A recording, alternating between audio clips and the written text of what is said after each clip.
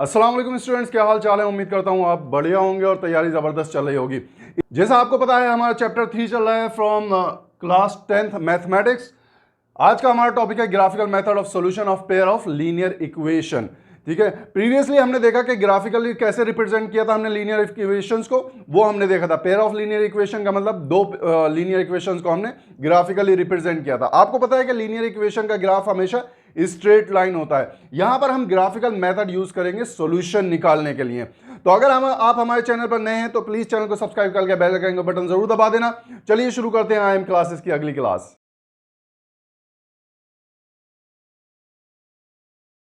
तो स्टूडेंट्स, आगे चलने से पहले सबसे पहले मैं आपको एक रिव्यू दे देता हूं जो हमने प्रीवियस क्लास में पढ़ा था। ठीक है, प्रीवियस वीडियोस में हमने क्या देखा कि कोई भी एक लीनियर इक्वेशन जो होती है उसकी मान लीजिए x minus 2y is equal to 12। ठीक है, ये एक लीनियर इक्वेशन है। इस लीनियर इक्वेशन का ग्राफ जो है हमेशा स्ट्रेट लाइन होता है। सेकंड बात जो मैंने आपको बताई थी वो ये थी कि लीनियर इक्वेशन से बनी हुई लाइन जो है स्ट्रेट लाइन, उस पर जितने भी पॉइंट्स होते हैं वो सब उसके सॉल्यूशन होते हैं कि all the points lie on a straight line produced by linear equation are solutions। ठीक है, वो सारे पॉइंट सॉल्यूशंस होते हैं जो उसके स्ट्रेट लाइन पर लाई करते हैं। तो अब हम इसी कॉन्सेप्ट को ध्यान में रखते हुए ग्राफिकल मेथड से सॉल्यूशन निकालेंगे पेयर ऑफ लीनियर इक्वेशन का। आगे चलने से पहले एक छोटा सा एग्जांपल देख लेते हैं जो एनसीईआरटी में दिया हुआ है। एनसीईआरटी में एग्जांपल क्या दिया हुआ है देख लेते हैं। यहां पर दिया हुआ है x minus 2y is equal to 0 and दूसरी इक्वेशन है आपके पास 3x plus 4y is equal to 20। ठीक है, ये हमने दो लीनियर इक्वेशन मान ली ये लाइन 1 रिप्रेजेंट करेगी और ये लाइन 2 रिप्रेजेंट करेगी। ये इक्वेशन 1 है, ये इक्वेशन 2 है। अब इन दोनों इक्वेशन का सॉल्यूशन निकालने के लिए आपको एक ऐसा कॉमन पॉइंट फाइंड आउट करना पड़ेगा जो पॉइंट इन दोनों इक्वेशंस को सेटिस्फाई कर सके। यानी अगर हम इससे निकालें कोई पॉइंट यहां पर, तो अगर मैं x की वैल्यू यहां पर लिखूं x is equal to 4 and y is equal to 2, अगर ये एक पॉइंट में लिखूं x is equal to 4 and y is equal to 2, तो यहां पर देख लीजिए फ्रॉम इक्वेशन 1 क्या होगा। फ्रॉम इक्वेशन 1 क्या होगा, 4 माइनस 2 इंटू वाई की जगह 2 रख दिया इज इक्वल टू 0, यानी 4 minus 4 is equal to 0, 0 is equal to 0, left hand side is equal to right hand side हो गया यहाँ पर। ठीक है, यानी 4 एंड 2 जो x और y की वैल्यू है उसने इक्वेशन 1 को तो सेटिस्फाई कर दिया। अब लेते हैं फ्रॉम इक्वेशन 2। इक्वेशन 2 से हम क्या देखेंगे कि देखते हैं ये पॉइंट सेटिस्फाई करता है या नहीं।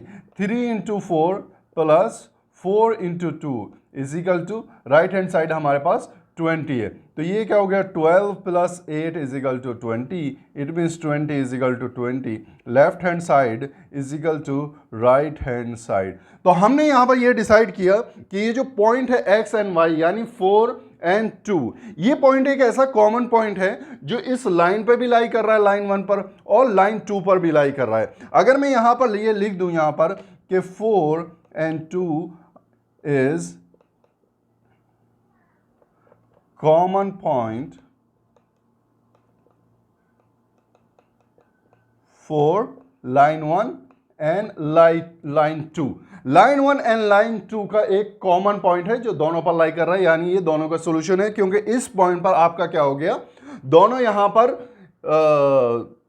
दोनों इक्वेशन यहां पर सेटिस्फाई हो रही हैं इस पॉइंट पर। यहां पर अगर मैं इसका रफ ग्राफ बनाऊं यहां पर, ठीक है, तो रफली मैं यहां पर ये ग्राफ बना सकता हूं कि 2 इज इक्वल टू 0 का तो ये ग्राफ होगा कोई, और 3x plus 4y is equal to 20 का कुछ इस तरह ग्राफ होगा। तो ये जो पॉइंट होगा आपके पास, ये पॉइंट यहां पर 2, ये पॉइंट यहां पर 4, ये पॉइंट 2, तो ये 4 एंड 2 पॉइंट ये कॉमन पॉइंट होगा, यानी एक मिड पॉइंट है जहां पर, सॉरी मिड पॉइंट नहीं है, एक कॉमन पॉइंट है जो दोनों लाइन पर लाई कर रहा है और दोनों पॉइंट का लाइन का इंटरसेक्शन है। यानी ये लाइंस इंटरसेक्ट कर रही हैं आपस में किस पॉइंट पर, 4 एंड 2 पर। ये पॉइंट मान लीजिए अगर A है तो A पॉइंट पर ये दोनों लाइन इंटरसेक्ट कर रही हैं, तो इसका यूनिक सॉल्यूशन है ठीक है। मैंने आपको 3 कंडीशंस बताई थी सॉल्यूशंस की। पहली कंडीशन क्या थी? यूनिक सॉल्यूशन, यानी कोई एक पॉइंट है जो कॉमन है दोनों लाइन के ऊपर। दूसरी कंडीशन क्या थी? इनफाइनाइट मेनी सॉल्यूशन, यानी दोनों लाइन कोइंसाइड कर रही हैं एक दूसरे के ऊपर। एक लाइन ये है और दूसरी लाइन भी बिल्कुल एग्जैक्टली कोइंसाइड कर रही है, तो इनफाइनाइट मेनी सॉल्यूशन होंगे। तीसरी कंडीशन क्या थी? दोनों लाइंस पैरेलल हैं। पैरेलल का मतलब कहीं पर भी नहीं काट रही वो, कोई भी कॉमन पॉइंट नहीं है, तो इसलिए यहां पर नो सॉल्यूशन है। इसी चीज को आगे बढ़ाते हुए हम देखते हैं कि हम कैसे ये तीनों कंडीशन जो है, unique solution, no solution and infinite many solution, इसको देखेंगे हम in term of ratio of coefficient of linear equations. ठीक है, लीनियर इक्वेशन के जो कोएफिशिएंट है उसके रेशियोज का हम कंपैरिजन देखेंगे और कंपैरिजन करके हम डिसाइड करेंगे कि हमारा सॉल्यूशन कौन सा आने वाला है। चलिए वीडियो को पॉज करके इसको उतार लीजिए अगर आप चाहते हैं। आगे चलते हैं और देखते हैं कंपैरिजन ऑफ रेशियोज। चलिए स्टूडेंट्स, जैसे आपको पता है कि पेयर ऑफ लीनियर इक्वेशंस को की जनरल फॉर्म क्या हो सकती है? a1x plus b1y plus c1 is equal to 0। दूसरी पेयर क्या होगी? दूसरा पार्ट क्या होगा? दूसरी इक्वेशन क्या होगी? a2x plus b2y plus c2 is equal to 0। अब यहां पर हम इसकी कंडीशन नहीं लिख रहे। जो कंडीशन क्या थी? a1 and b1 should not be 0 simultaneously and a2 and b2 should not be 0 simultaneously. ठीक है, ये हो गई जनरल फॉर्म, आपको पता है ये। ठीक है, यहां पर कोएफिशिएंट आपको पता है क्या है? a1 b1 c1 a2 b2 c2, ये इसके कोएफिशिएंट्स है। मैंने आपको क्या बताया था? हम कंपेयर करेंगे रेशियो, कंपैरिजन,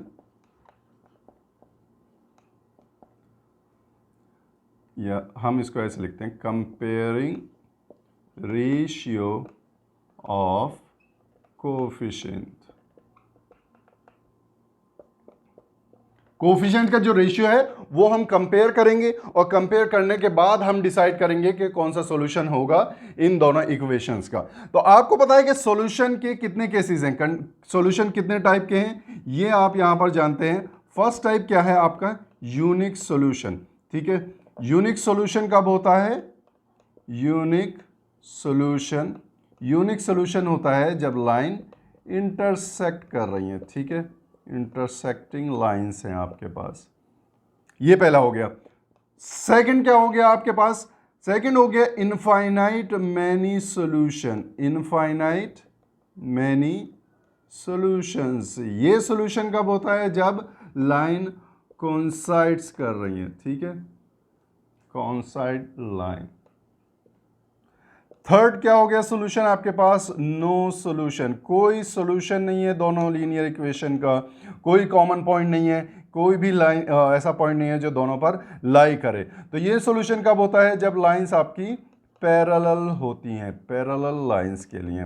इसको बहुत ध्यान से उतार लीजिएगा, कॉपी पेन निकाल लीजिए, इसको लिखना है आपको, क्योंकि इसी के ऊपर बेस आपकी पूरी एक्सरसाइज है। अब मैं आपको बताने जा रहा हूं कंडीशन रेशियो ऑफ कोएफिशिएंट्स कि किस कंडीशन में आपके पास इंटरसेक्टिंग लाइन होंगी, कोइंसाइड लाइन होंगी एंड पैरेलल लाइंस होंगी। ध्यान से देख लीजिए।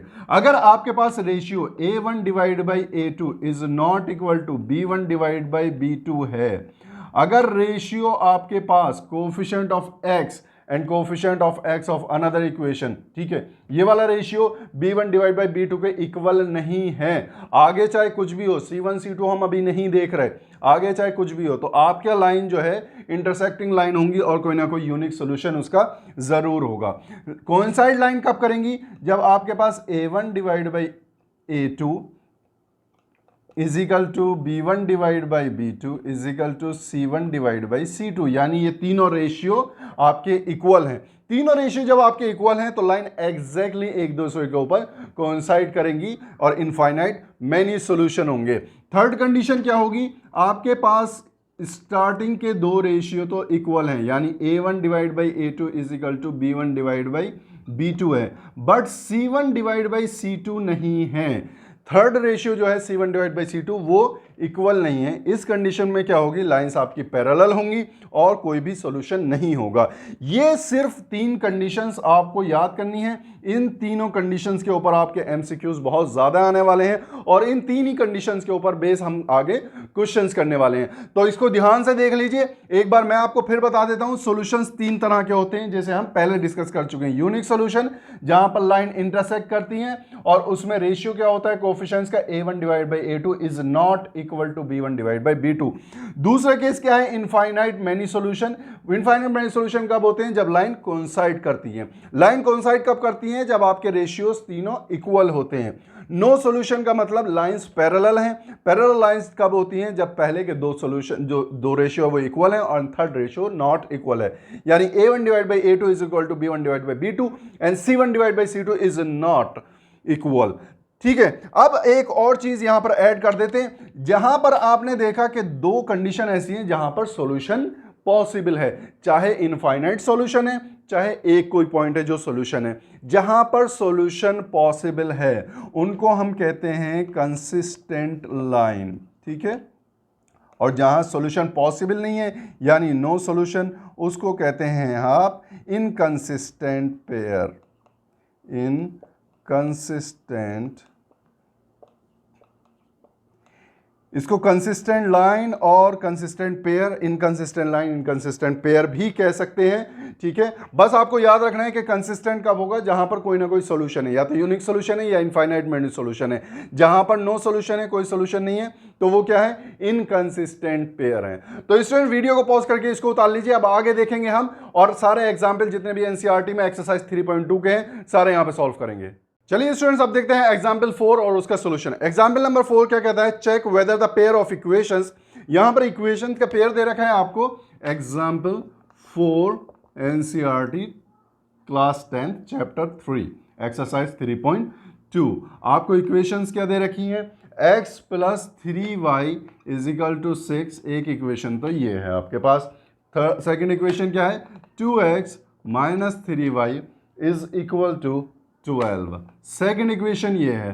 क्वेश्चन में आपसे कह रहा है कि check whether the pair of these equations is consistent, if so solve them graphically. सबसे पहले चेक करना है कि ये कंसिस्टेंट है या नहीं है। अगर ये कंसिस्टेंट है, ठीक है, कंसिस्टेंट, कंसिस्टेंट का मतलब है या तो यूनिक सॉल्यूशन होगा, ठीक है, या फिर आपका इनफाइनाइट मैनी सॉल्यूशन होंगे, इनफाइनाइट मैनी सॉल्यूशंस होंगे। तो इन दोनों में से आपको सबसे पहले कंडीशन निकालनी है कि क्या है, कौन सा सॉल्यूशन है। उसके बाद अगर कंसिस्टेंट आता है सॉल्यूशन तो फिर आपको ग्राफ बनाना है। देख लेते हैं सबसे पहले क्या है, इक्वेशन 1 ये है। इक्वेशन 1 में a1 आपके पास क्या है, यहां पर मल्टीप्लीकेशन ऑफ x, यानी 1 की मल्टीप्लाई हो रही है यहां पर, तो a1 आपके पास 1 है। एंड b1 क्या है आपके पास, याद रखिएगा कि प्लस साइन हमेशा इनकॉर्पोरेट होगा। और यहां पर c1 क्या है, यहां पर आपके पास -6। ये -6 मैंने यहां पर क्यों लिखा, कि आपको पता है कि a1 x plus b1y plus c1 is equal to 0। General form आपके पास ये है। तो इक्वेशन 1 को हम लिख सकते हैं x plus 3y minus 6 is equal to 0। फिर कंपेयर करेंगे तो c1 हमेशा माइनस होगा। चलो ये हमेशा नहीं, इस कंडीशन में c1 माइनस होगा, यानी c इधर जब लेकर आ जाएंगे इज इक्वल टू के, तब जाके इसको कंपेयर करेंगे। सेकंड इक्वेशन को भी मैं यहां लिख लेता हूं ताकि आपको कंफ्यूजन ना हो। -12 इज इक्वल टू 0, ये सेकंड इक्वेशन है। इन इक्वेशन से यहां पर a1 a2 b1 b2 c1 c2 निकालते हैं। तो a2 यहां पर क्या है 2, b2 सेकंड इक्वेशन का -3 एंड c2 क्या है आपके पास -12। अब हम क्या करेंगे, ये कंडीशन निकालने के लिए आपको पता है कि रेशियो हम पता करेंगे। रेशियो कैसे पता करेंगे, a1 डिवाइड बाई a2, यहां निकालेंगे क्या हो गया 1/2। b1 डिवाइडेड बाई b2 जब हम निकालेंगे तो क्या हो गया 3 डिवाइड बाई -3, 3 1 3 यानी -1। यहां पर आपको क्लियरली पता चल रहा है कि a1 divided by a2 is not equal to b1 divide by b2। तो c1 c2 की तो बात ही नहीं होती, c1 c2 हम नहीं देखेंगे। सबसे पहले दो रेशियोज जो है वो अनइक्वल हो गए, तो ये कौन सा हो गया आपके पास, यूनिक सॉल्यूशन हो गया। जब ये यूनिक सॉल्यूशन हो गया तो आपको ये पता चल गया कि ये पेयर जो है वो कंसिस्टेंट पेयर ऑफ इक्वेशन है। ठीक है, ये कंसिस्टेंट पेयर है। तो क्वेश्चन में कहा था कि अगर ये कंसिस्टेंट पेयर है तो इसका ग्राफ बनाना है। चलिए हम इसका ग्राफ बनाएंगे। कैसे हम इसका ग्राफ बनाएंगे, आपको पता है। सबसे पहले क्या करेंगे, लीजिए बॉक्सेस हमने बना लिए यहां पर, ठीक है, x y, ये लाइन 1 के लिए बॉक्स, इसको हम कहेंगे लाइन 1, ठीक है, 1 को मैं सही से लिख देता हूं। ये यहां पर हो गया लाइन 2 के लिए बॉक्स, एक्स एंड वाई, और ये वाली इक्वेशन को हम यूज कर रहे हैं लाइन 2 के लिए। तो लाइन 1 के लिए सबसे पहले आप यहां पर देख लीजिए, x की वैल्यू मैं रख रहा हूं 0। अब हम माइंड गेम खेलेंगे, x की वैल्यू 0, ये पूरी टर्म 0, यानी 3y इज इक्वल टू 6 लिख देता हूं, 3y is equal to 6, y is equal to 6/3 that is 2। तो y की वैल्यू आ गई 2। जल्दी से यहां पर सॉल्व कर लेते हैं। अगर y इज इक्वल टू मैं यहां पर 0 रखूं तो ये पूरी टर्म जो है वो 0 हो जाएगी, and x is equal to x plus 0 is equal to 6, यानी x is equal to 6। y 0 पर x की वैल्यू 6 है।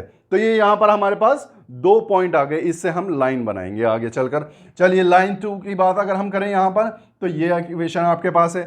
यहां पर हम क्या करेंगे, अब x की वैल्यू 0 पुट कर दीजिए, यानी ये टर्म 0 हो गई, minus 3y is equal to 12, y is equal to 12 by minus 3, 3 4 12, यानी -4। x की वैल्यू जब 0 है तो y की वैल्यू -4 है। अब मैं रखूंगा y इज इक्वल टू 0, यानी ये वाली टर्म पूरी 0 हो गई। 2x is equal to 12 and x is equal to 12/2, यानी 6।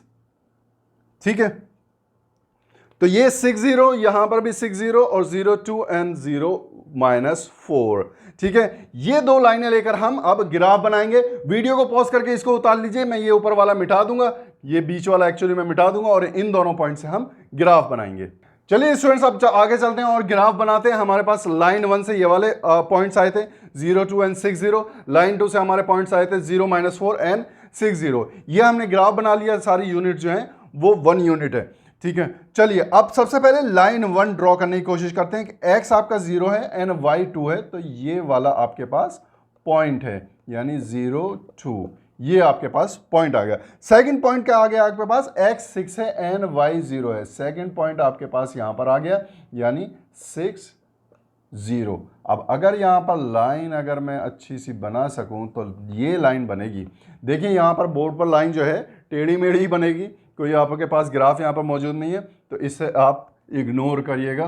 तो ये हो गई लाइन 1 आपके पास, लाइन 1। लाइन 1 का मतलब ये रिप्रेजेंट कर रहा है x plus 3y is equal to 6। First equation जो है उससे आपके पास ये लाइन बन गई। सेकंड इक्वेशन क्या है, यहां पर देख लेते हैं, 0 -4, 0 -4, y जो है -4 है, तो ये पॉइंट आपका 0 सेकंड पॉइंट क्या है, बिल्कुल सेम पॉइंट है 6 0। ठीक है, आप देख रहे हैं 6 0, बिल्कुल सेम पॉइंट यहां पर आ रहा है। तो ये आपके पास हो गई लाइन 2, और आपके पास इक्वेशन कौन सी रिप्रेजेंट हो रही है यहां पर, 2x - 3y is equal to 12। इस तरह से आप अपने ग्राफ को लेबल कर सकते हैं। लेकिन यहां पर क्या था कि ग्राफिकली आपको सॉल्यूशन निकालना था। तो सॉल्यूशन क्या आया, जो भी इंटरसेक्टिंग पॉइंट होगा वो आपका सॉल्यूशन होगा। सॉल्यूशन आपका आया 6 0, यानी x is equal to 6 and y is equal to 0।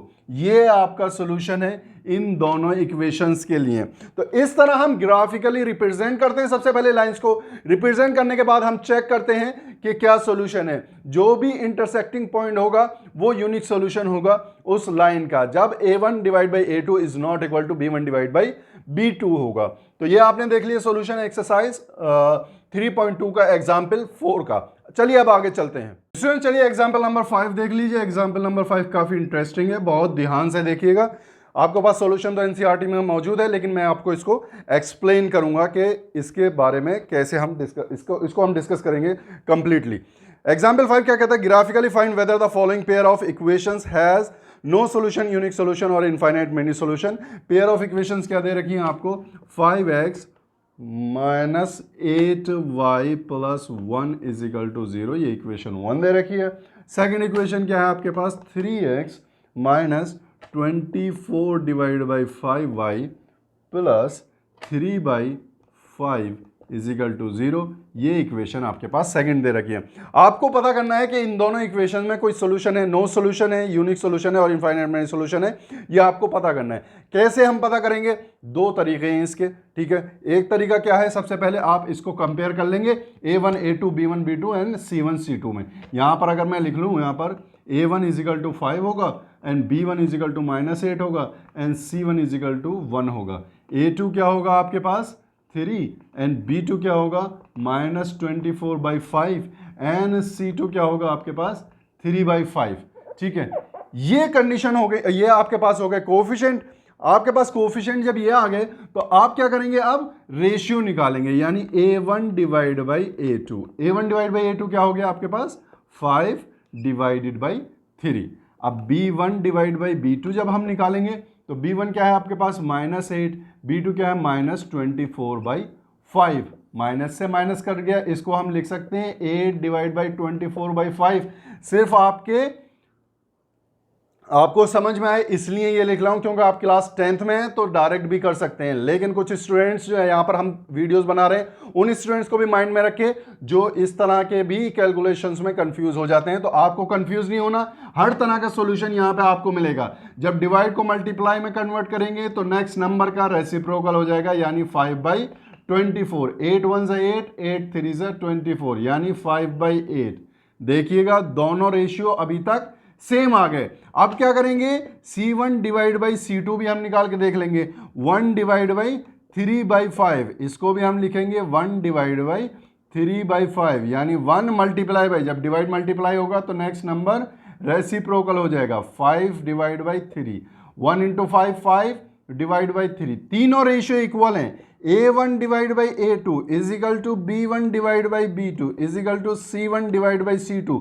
तीनों रेशियो इक्वल है। तीनों रेशियो इक्वल का मतलब क्या हो गया, कोइंसाइड्स कर रही है लाइन। ठीक है, लाइन कोइंसाइड्स कर रही हैं एंड इनफाइनाइट मैनी सॉल्यूशन होंगे, इनफाइनाइट मैनी सॉल्यूशन होंगे। ये तो बात हो गई आपकी, जो क्वेश्चन में आपसे नहीं पूछ रहा। क्वेश्चन में आपसे पूछ रहा है कि ग्राफिकली आपको बताना है कि लाइंस जो है कोइंसाइड कर रही हैं, यानी कौन सा सॉल्यूशन है ग्राफिकली बताना है। ये हमने क्या बता दिया, ये हमने कोफिशिएंट्स को कंपेयर करके बता दिया कि लाइन कोइंसाइड्स कर रही हैं। अब ग्राफिकली कैसे करेंगे ये हम देख लेते हैं। वीडियो को पॉज करके अगर आप चाहते हैं तो इसको उतार लीजिए, और क्योंकि मैं इसको मिटाने जा रहा हूं। तो जब ये हट गया, अब हम देखेंगे, आप इक्वेशन 2 को यहां पर देखिए, सिर्फ इक्वेशन 2 को हम फर्दर लेके चलेंगे। मैंने आपको बताया था कि आपको यहां से फ्रैक्शन हटाने के लिए क्या करना पड़ेगा, जो भी डिनोमिनेटर में नंबर है उससे मल्टीप्लाई कर दीजिए पूरी इक्वेशन को।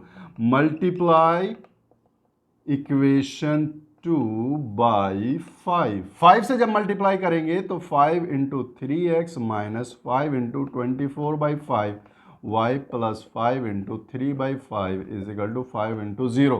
सही है, 5 3 ज़ा 15x माइनस 5 से 5 कट गया 24y प्लस 5 से 5 कट गया 3 इज इक्वल टू 0। यहां पर ये इक्वेशन आ गई। अब यहां पर देखिए 15 जो है वो भी डिविजिबल बाई 3 है, 24 divisible by 3 and 3 is also divisible by 3। अब क्या करेंगे, पूरी इक्वेशन को डिवाइड इक्वेशन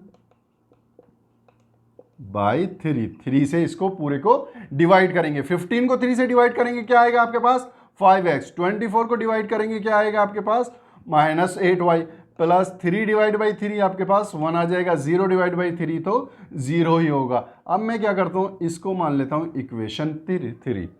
जब आप कंपेयर करेंगे इक्वेशन 1 एंड इक्वेशन 3 को, okay, equation 1 and equation 3 are exactly same, hence will produce same lines। अगर एग्जैक्टली सेम इक्वेशन है तो जाहिर बात है सेम ही लाइन प्रोड्यूस करेंगी, क्योंकि कोई भी कोएफिशिएंट में डिफरेंट नहीं है, माइनस प्लस में कोई डिफरेंस नहीं है, कोई डिफरेंस नहीं है दोनों इक्वेशंस में। तो दोनों इक्वेशन बिल्कुल एग्जैक्टली सेम लाइन प्रोड्यूस करेंगी, विच कोइंसाइड ईच अदर, जो एक दूसरे को कोइंसाइड करेंगी ये same lines. And so we will have infinite many solution। ठीक है, ये हमने लाइंस को देख के बता दिया, हमने ग्राफ को देखकर बता दिया कि यानी हमें पता है कि एक लाइन का ग्राफ जो है वो स्ट्रेट लाइन होगा, और एग्जैक्टली सेम इक्वेशन अगर आ गई तो जाहिर बात है वो सेम स्ट्रेट लाइन होगी और एक दूसरे के ऊपर कॉन्साइड करेंगी। कॉन्साइड जब करेंगी लाइंस तो इनफाइनाइट मैनी सोल्यूशन होगा। वीडियो को पॉज करके इसको उतार लीजिए। अब नेक्स्ट देखते हैं एक्सरसाइज 3.2 का एग्जाम्पल नंबर 6। चलिए अब देख लेते हैं एग्जाम्पल नंबर 6 जो कि है Champa went to a sale to purchase some pants and skirts. Pant और स्कर्ट खरीदने गई चंपा। When her friends asked her how many of each she had bought, she answered, "The number of skirt is 2, less than twice the number of pants purchased. Also, the number of skirts is 4, less than 4 times the number of pants purchased. Help her friend to find how many pants and skirt Champa purchased." सबसे पहले suppose करते हैं, suppose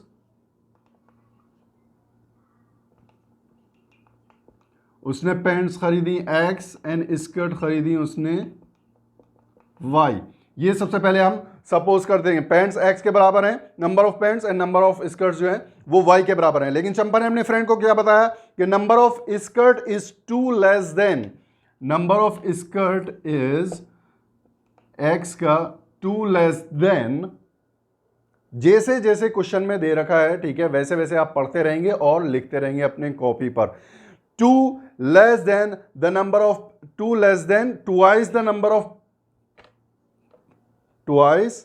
number of pants purchase, यानी pants जितनी purchase की थी उसके twice का में से 2 कम कर दिया। Also the number of skirt, second condition उसने बताई कि number of skirt y is equal to 4 less than 4 times the number of pants, 4 less than 4 times the number of pants.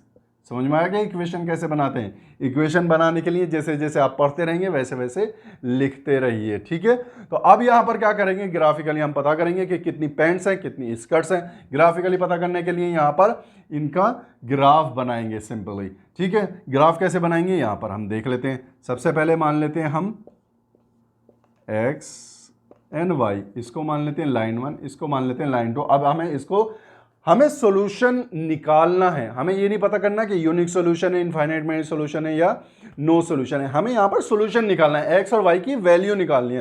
तो एक्स और वाई की वैल्यू निकालने के लिए graph बनाना बहुत जरूरी है। तो इक्वेशन 1 को हमने मान लिया लाइन 1, इक्वेशन 1 हमारी लाइन 1 रिप्रेजेंट करेगी। ये हमारा बॉक्स हो गया लाइन 1 के लिए, ठीक है। सेकेंड हमारा बॉक्स हो गया लाइन 2 के लिए, जो कि ये है x एंड y, ठीक है। लाइन 2 के लिए जो सेकेंड इक्वेशन हमारी प्रोड्यूस करेगी। सबसे पहले हम क्या देखते हैं यहां पर, हम देखते हैं यहां पर कि अगर हम y की वैल्यू यहां पर रखें, x की वैल्यू 0 रखें, x इज इक्वल टू 0, ठीक है, from equation 1 x is equal to 0 रखेंगे तो ये वाला पार्ट हमारा बिल्कुल जो है 0 हो जाएगा, और यहां पर y इज इक्वल टू आएगा -2। x इज इक्वल टू 0 पे y इज इक्वल टू -2 यहां पर आ जाएगा, ठीक है। जब हम यहां पर y 0 रखेंगे, अब यहां पर मैं लिखता हूं y is equal to 0, y is equal to 0 जब लिखेंगे तो 0 is equal to 2x minus 2, यानी 2x इज इक्वल टू 2, यानी x is equal to 2 divide by 2 which is nothing but 1। x 1 होगा जब y आपका 0 होगा। नेक्स्ट चलते हैं, आप यहां पर देख लेते हैं, ठीक है। अब यहां पर क्या करेंगे, सबसे पहले x इज इक्वल टू 0 रखिए। x इज इक्वल टू 0 रखेंगे तो y की वैल्यू आ गई -4, यानी x is equal to 0, y की वैल्यू -4। अब यहां पर y इज इक्वल टू 0 रख लेंगे आप। y इज इक्वल टू आपने 0 पुट किया, y जब 0 पुट कर दिया तो आपका आ गया 4x इज इक्वल टू, यहां पर ये पूरा रख देते हैं, 0 is equal to 4x minus 4। कुछ स्टूडेंट्स के ये समझ में नहीं आता, इज इक्वल टू 4, यानी 4x इज इक्वल टू 4 एंड x is equal to 4 divide by 4 which is nothing but 1, x is equal to 1, y is equal to 0। ये यहां पर आपके पास दो बॉक्सेस आ गए। अब लाइन बनाना आपके लिए आसान है। यहां पर एक चीज ध्यान से देख लीजिए आप, ये आपके क्या हैं, पॉइंट्स हैं लाइन के, ठीक है, ये पॉइंट्स हैं, ये सेकंड पॉइंट है। आप सेकंड पॉइंट देख लीजिए, आप दोनों जगह सेम है। तो मैंने क्या बताया था आपको, सॉल्यूशन क्या होगा, वो वाला कॉमन पॉइंट जो दोनों लाइंस पर लाई करेगा, यानी ये पॉइंट यहां पर दोनों लाइन पर लाई कर रहा है। हम सिंपल बता सकते हैं x is equal to 1 and y is equal to 0 आपका सॉल्यूशन है। कहने का मतलब पैंट उसने खरीदी है 1 और स्कर्ट उसने खरीदी ही नहीं, वो झूठ बोल रही है अपनी फ्रेंड से कि मैंने स्कर्ट भी खरीदी है, ताकि कूल बन सके, ठीक है। चलिए उसको छोड़ देते हैं, हम यहां पर देख लेते हैं ग्राफ। सबसे पहले ग्राफ बनाते हैं। लाइन 1 को रिप्रेजेंट करने के लिए आपके पास सबसे पहले पॉइंट है x0 y-2, ये वाला पॉइंट है x0 y-2। दूसरा पॉइंट क्या है आपके पास x1 and y0, 1 and 0। इस पॉइंट को क्रॉस करती हुई लाइन L1 जाएगी जो कि आपके पास है y = 2x-2, ये वाली लाइन है, ठीक है, रिप्रेजेंट कर दिया इसको। लाइन 2 को रिप्रेजेंट करेंगे 0-4, 0-4, ठीक है, ये पॉइंट हो गया।